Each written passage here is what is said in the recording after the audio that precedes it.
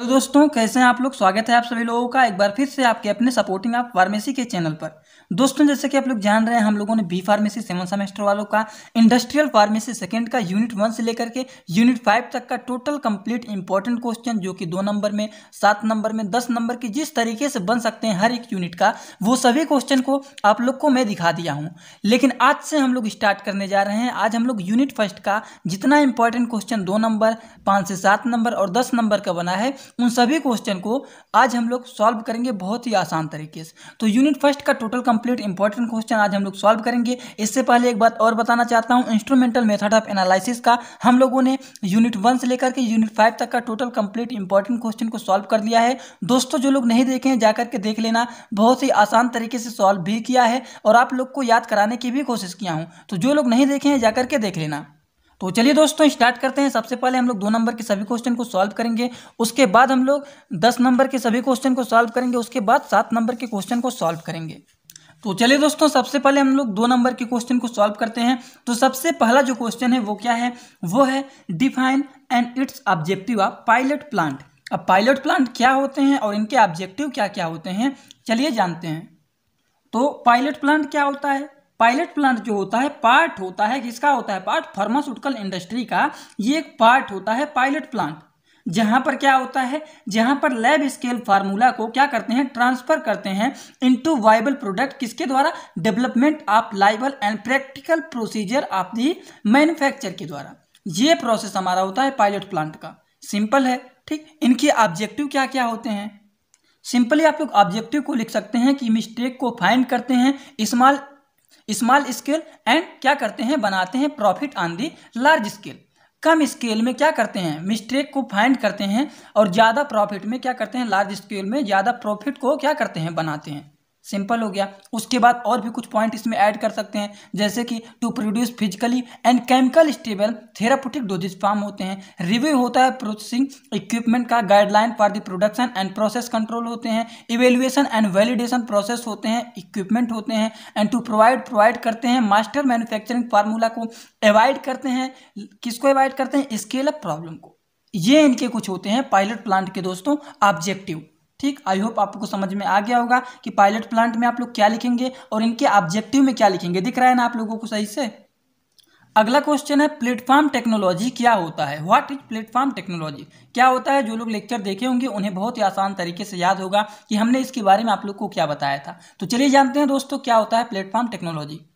Platform technology में आप लोग को बताया था कि प्लेटफॉर्म टेक्नोलॉजी ऐसा मेथड होता है जो कि यूज किया जाता है developing and producing drug delivery system को डेवलप एंड प्रोड्यूस करने के लिए ये यूज किया जाता है। क्या यूज किया जाता है? प्लेटफॉर्म टेक्नोलॉजी का, जो कि क्या होते हैं, रैपिडली अडेप्टेबल होते हैं टू दी मल्टीपल एप्लीकेशन से।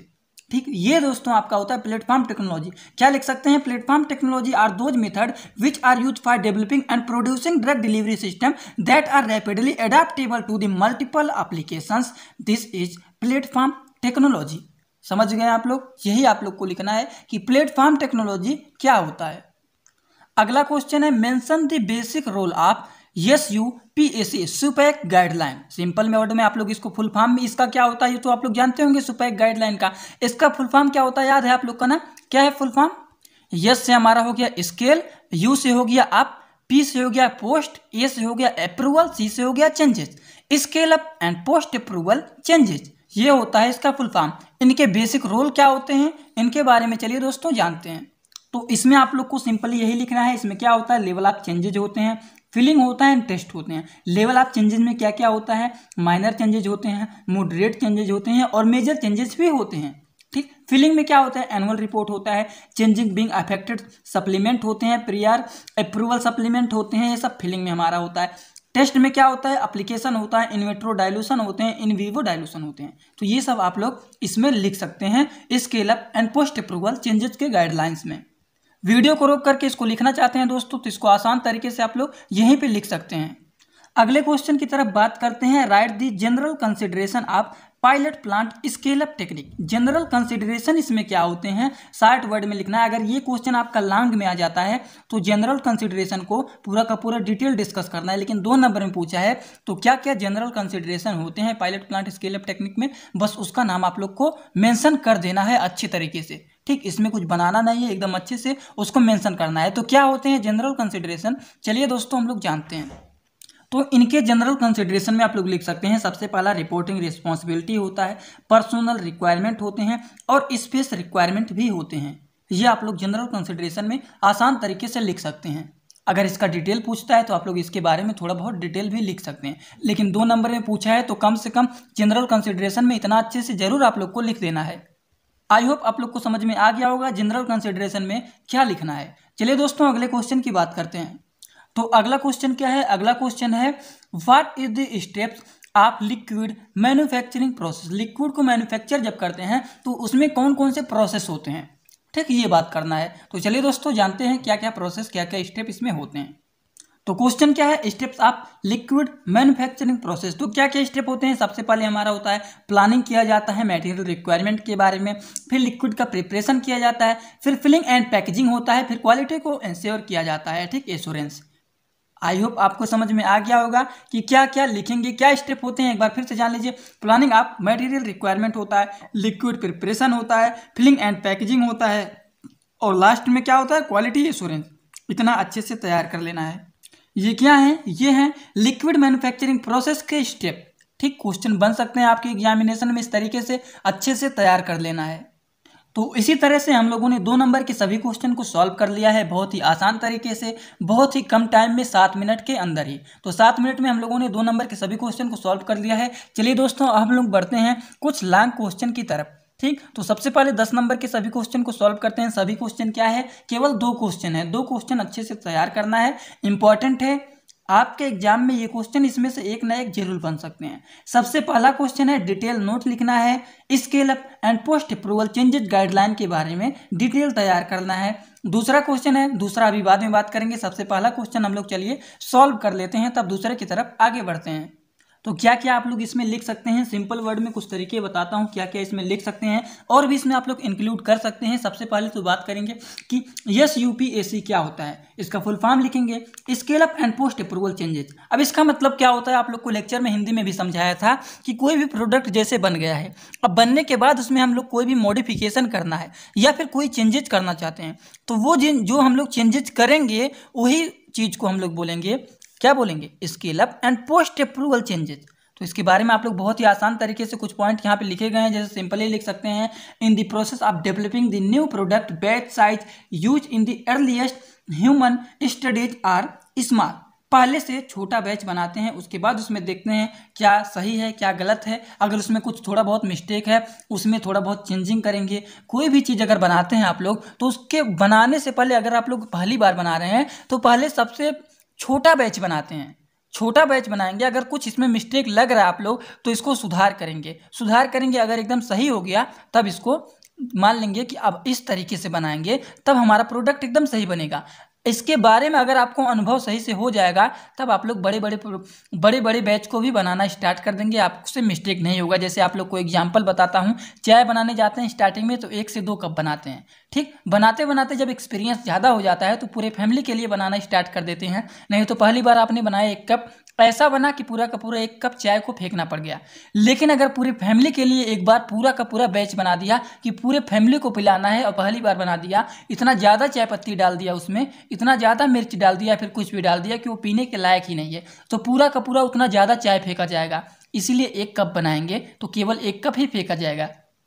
उसीलिए यहाँ पे भी उसी तरीके से आप लोग समझ सकते हैं, सबसे पहले छोटा बैच बनाया जाता है, फिर उसमें सुधार किया जाता है, जब सब कुछ सही हो जाता है तो बड़ा बड़ा बैच बनाया जाता है। तो ये सब चीज़ें इसमें आप लोग इंक्लूड कर सकते हैं। फिर कुछ चीज़ें और भी इसमें लिख सकते हैं, कुछ वेरियस गाइडलाइन इसमें इंक्लूड होते हैं, ठीक। SUPAC IR हो गया, scale up and post approval changes IR का मतलब इमीडिएट रिलीज हो गया, MR का मतलब क्या होता है, मॉडिफाइड रिलीज होते हैं, और SS का मतलब क्या होता है, स्टेरिल सेमी सॉलिड डोसेज फॉर्म, ठीक। तो इसके बारे में कुछ लिख सकते हैं, इनके बारे में डिटेलिंग भी कर सकते हैं आप लोग, आगे दिए गए हैं।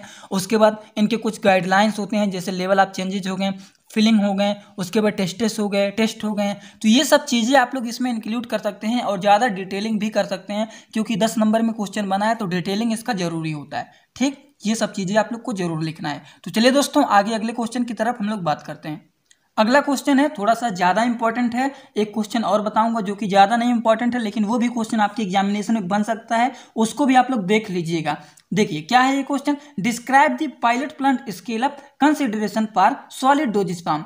सॉलिड डोजेज फार्म देख तो रहे हैं, इसके बारे में तो बताएंगे आप लोग को, लेकिन एक बात और आप लोग को यहाँ पे बता देता हूँ, आपके लिए होमवर्क दे देता हूँ यहीं पे, आप लोग थोड़ा सा लिक्विड डोजेज फार्म को भी देख लीजिएगा, इंपॉर्टेंट है, उसको भी थोड़ा सा आप लोग देख लीजिएगा, ये आपके लिए होमवर्क है, अच्छे से देख लीजिएगा। एग्जाम में लिक्विड का भी क्वेश्चन 2 नंबर 7 नंबर 10 नंबर में बन सकता है, ठीक, तो वो आप लोग थोड़ा सा देख लीजिएगा। तो चलिए दोस्तों जानते हैं इस क्वेश्चन क्या लिखेंगे आंसर।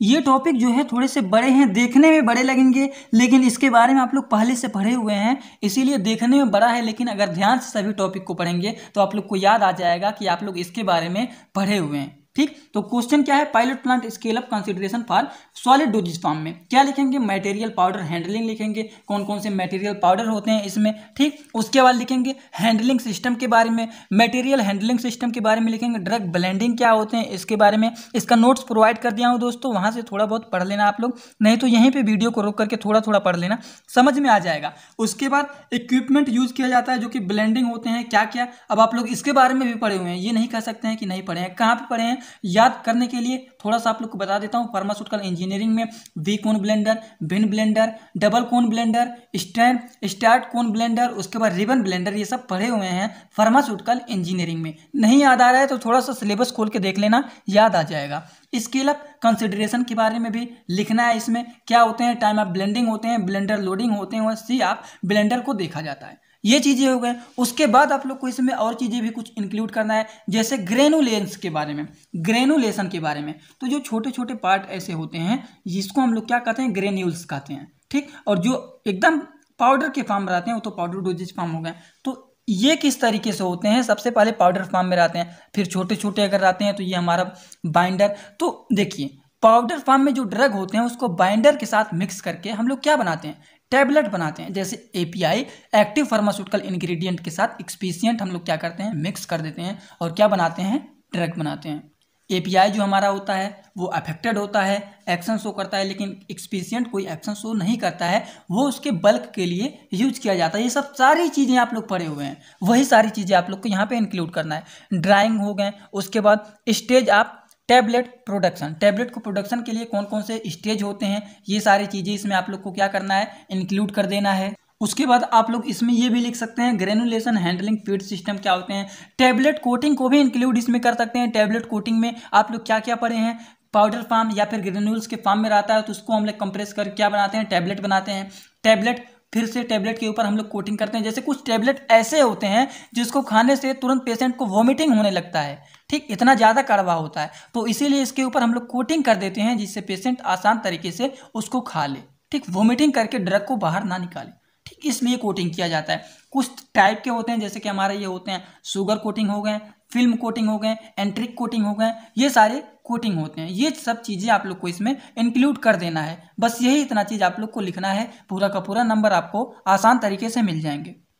देखिए अब कुछ 7 नंबर के क्वेश्चन की तरफ बढ़ते हैं। देखिए explain the significance of personnel requirement in pilot plant scale up technique. अब इसको आप लोग को हमने कहा, आप लोग को अभी स्टार्टिंग में ही 2 नंबर के क्वेश्चन में बताए हैं इसके बारे में। आप लोग ये आपके लिए छोटा सा कमेंट बॉक्स में होमवर्क देता हूं, कमेंट बॉक्स में कुछ नहीं तो इनके टॉपिक आप लोग को लिख देना है कि ये किस टॉपिक का है पर्सोनल रिक्वायरमेंट, और इनमें पर्सोनल रिक्वायरमेंट जिसका पार्ट है, जिसके मैं बारे में बताया हूं आप लोग को स्टार्टिंग में, उनके सभी के बारे में थोड़ा थोड़ा कुछ नहीं, हेडिंग बस लिख देना, पता चल जाएगा कि कितने लोग यहाँ पे देख रहे हैं और कितने लोग आंसर बता रहे हैं, ठीक। चलिए लास्ट क्वेश्चन को आप लोग को बताते हैं, लेकिन दोस्तों आप लोग से प्लीज एक रिक्वेस्ट है, जितने लोग यहाँ पे देख रहे हैं सभी लोग बताइए, देखते हैं कितने सारे लोग बताते हैं इसके बारे में, ठीक। ये क्वेश्चन आपके लिए होमवर्क है, कुछ नहीं लिख रहे हैं, डिटेलिंग ज़्यादा नहीं करना है, बस कुछ नहीं तो इसके बारे में जो हेडिंग है सभी चीज़ों के, वो हेडिंग आप लोग को लिख देना है। 2 नंबर में ही बताया हूँ, बोला था अगर लॉन्ग में क्वेश्चन आता है तो उसको डिटेलिंग कर देना है, तो वही चीज़ के बारे में आप लोग को यहाँ पे लिख देना है कमेंट बॉक्स में।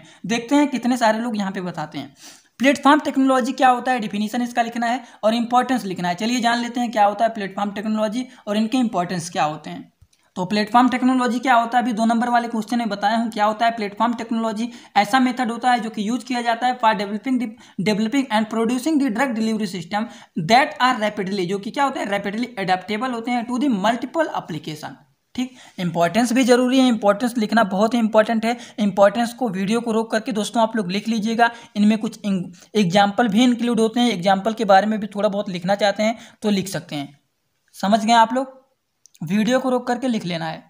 तो इसी तरीके से आप लोग का यूनिट फर्स्ट का इंपॉर्टेंट क्वेश्चन कंप्लीट होता है। आपका एग्जामिनेशन धीरे धीरे बहुत करीब आ रहा है, तो इसीलिए इंपॉर्टेंट क्वेश्चन को सॉल्व किया जा रहा है। ठीक, तो दोस्तों जाने से पहले आप लोग को एक छोटी सी बातें और बता देते हैं कि सर्दियों के मौसम में स्टडी करने का आसान तरीका, कि बहुत सारे लोग बता रहे थे कि स्टडी करने जाते हैं, जो गद्दे के नीचे जाते हैं तो जब हमारा शरीर और पैर गर्म होते हैं तो बहुत तेजी से नींद लग जाता है। तो इसके लिए आप लोग को क्या करना है, सर्दियों के मौसम में स्टडी करने का बहुत ही आसान तरीका ये है कि आप लोग गद्दे के नीचे पढ़िए या फिर कहीं भी पढ़िए, लेकिन आपको ऐसे रूम में जाकर के पढ़ना है जहाँ पर मॉस्किटो की संख्या ज़्यादा रहे। मॉस्किटो की संख्या अगर ज़्यादा रहेगा वहाँ पे, तो वो आप लोग को रात भर जगाने की बहुत ही आसान तरीके से अपना काम करते रहेंगे और आप लोग को नींद भी नहीं लगने देंगे और आपकी पढ़ाई भी बहुत ही अच्छी तरीके से चलेगी। ठीक, तो मॉस्किटो जब काट काट के आपको जगाएंगे तो आपकी स्टडी अच्छे से हो जाएगी। तो इसी तरीके से आप लोग पढ़ाई को अपने कर सकते हैं कंटिन्यू। दोस्तों वीडियो कैसा लगा कमेंट बॉक्स में जरूर बताइएगा। चैनल पर नए हो तो चैनल को सब्सक्राइब जरूर कर लेना। Thanks for watching my video. Like comment share and subscribe this channel.